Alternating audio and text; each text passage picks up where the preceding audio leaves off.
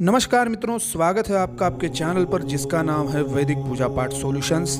तो हमने पुराणों के बारे में जानकारियां शुरू की थी। तो पहला हमने ब्रह्मवैवर्त पुराण को जाना। आज हम जानने वाले हैं दूसरे पुराण को जिसका नाम है पद्म पुराण। यह बहुत दिव्य है और इसकी अद्भुत कीर्ति हमारे पृथ्वी पर छाई रहती है।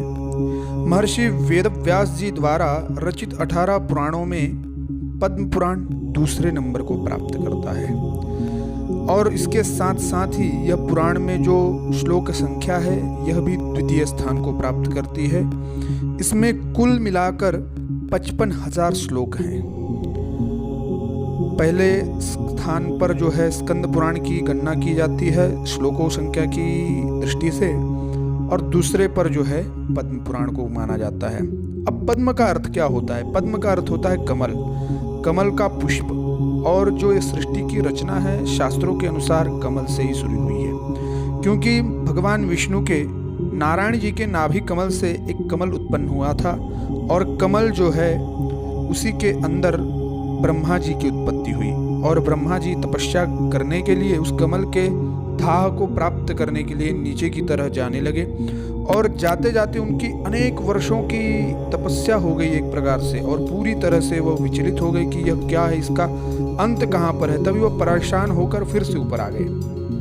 ऊपर आने के बाद उन्होंने देखा कि यह क्या हो रहा है, मैं क्यों यहाँ पे जन्म लिया हूँ, किसने मुझे जन्म दिया है, इसका कर्ता धर्ता कौन है। तो भगवान की स्तुति करने लगी। तभी एक सृष्टि में आह्लाद हुआ। तप, त और प, इस शब्द को सुनकर वह बड़े प्रसन्न हुए और उन्होंने तप शुरू कर दिया। और तप के प्रभाव से वह सृष्टि की रचना के भगवान नारायण का दर्शन कर पाए, और भगवान नारायण का दर्शन करके उन्होंने कार्यभार को एक प्रकार से सृष्टि के रचयिता की उपाधि को प्राप्त करके अपना कार्यभार शुरू कर दिया। पद्म पुराण में यही सब कथाएं वर्णित है, इसलिए इसे पद्म पुराण की संज्ञा दी गई है। इस पुराण में भगवान विष्णु की विस्तृत जो महिमा है वह भी बताई गई है। श्री राम जी की अनेक कथाओं का वर्णन मिलता है। श्री कृष्ण के चरित्रों के विभिन्न तीर्थों की भी इसमें महिमा मिलती है। साथ ही साथ महात्मा शालक ग्राम का भी स्वरूप इसमें प्राप्त होता है।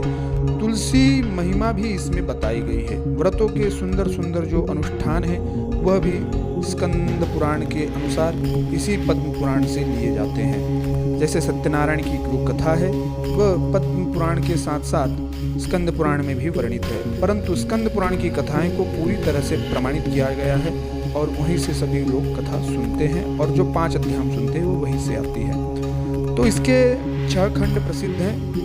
तो पहला इसे सृष्टि खंड कहा जाता है, दूसरा भूमि खंड कहा जाता है, और तीसरा स्वर्ग खंड कहा जाता है, चौथा ब्रह्म खंड कहा जाता है, 5वां पाताल खंड और 6वां उत्तर खंड। इस प्रकार से अनेक खंड है और खंडों के थोड़े से नाम भी अलग अलग प्रकार से प्रचलित है। जैसे सृष्टि खंड को कहा जाता है ब्रह्मांड खंड, या फिर स्वर्ग खंड को कहा जाता है आदि खंड। ऐसे अनेक खंडों का जो है विभिन्नता भी शुरू रहती है, और अनेक अलग अलग जो ग्रंथ हैं उनमें अलग अलग प्रकार से जो है बताया गया श्लोकों की संख्या है।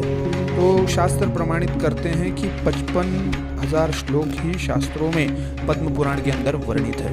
इनके सुनने से मनुष्य सभी सुखों को प्राप्त कर सकता है, दुखों को दूर कर सकता है। हर व्यक्ति को पद्म पुराण का पठन करना चाहिए। हमने भी पद्म पुराण का पठन अध्ययन करने की पूरी तरह से कोशिश की है और ये कोशिश हमारी जारी रहेगी। आपको जानकारी पसंद आए तो चैनल को सब्सक्राइब कीजिए, हमारे चैनल वैदिक पूजा पाठ सॉल्यूशंस को, और दबाइए बेल आइकॉन। हमारी वीडियो को लाइक कीजिएगा, ज़्यादा से ज़्यादा शेयर कीजिएगा, क्योंकि नई नई जानकारी और यह जब ग्रंथ हैं और भारतवर्ष की जो वैदिक परंपरा है इसको हम आपके भीतर अनुरुद्ध करने के लिए एक प्रकार से प्रवृत्त हुए हैं। तो कृपया आप हमारे इस कार्य को पूरी तरह से सहयोग करें।